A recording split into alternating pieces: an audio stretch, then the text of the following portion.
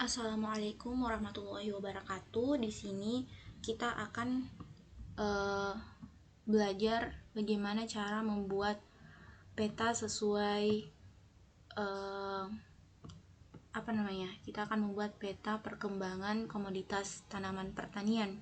Nah, di sini yang saya pilih itu padi.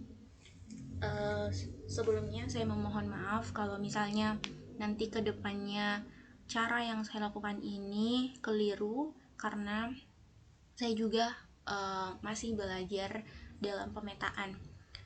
Di sini saya menggabungkan beberapa sumber, beberapa citra karena awalnya saya juga masih pertama kali membuat peta seperti ini, dan mungkin teman-teman bisa simak dengan baik setiap tahapannya. Sebenarnya tidak terlalu sulit untuk membuat peta seperti ini. Kita hanya butuh analisis dan bagaimana cara menentukan metode yang tepat dalam pembuatan peta ini.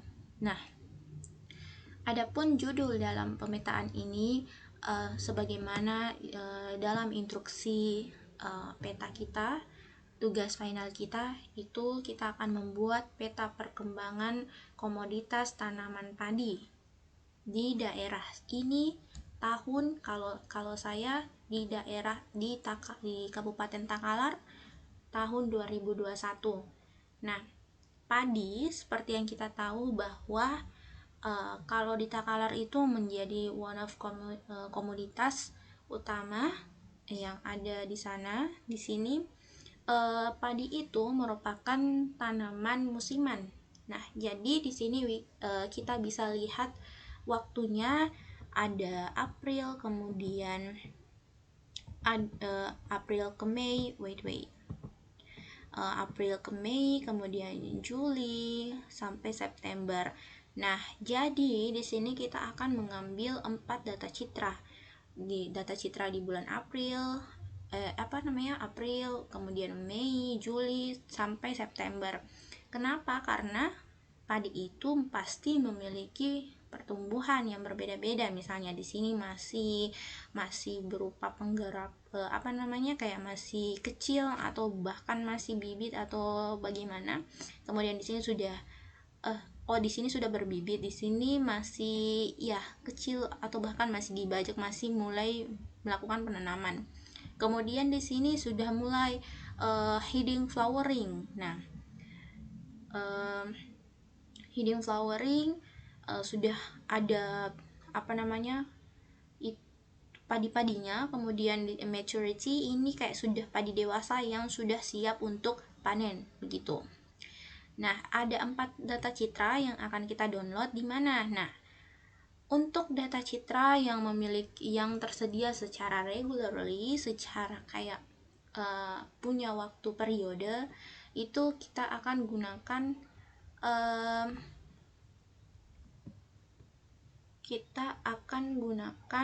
USGS Landsat 8. Providernya itu USGS, kemudian citranya itu Landsat 8. Nah, metode yang akan kita gunakan yaitu metode NDVI.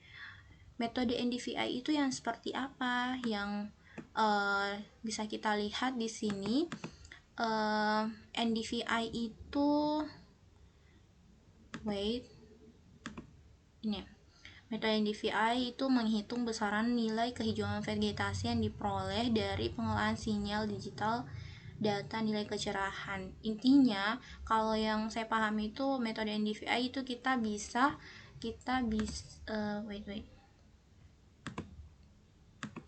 Nah, ini merupakan indeks yang menggambarkan tingkat kehijauan tanaman, digambarkan melalui saluran NIR dan RED. Nah, jadi intinya bisa menggambarkan tingkat kehijauan tanaman.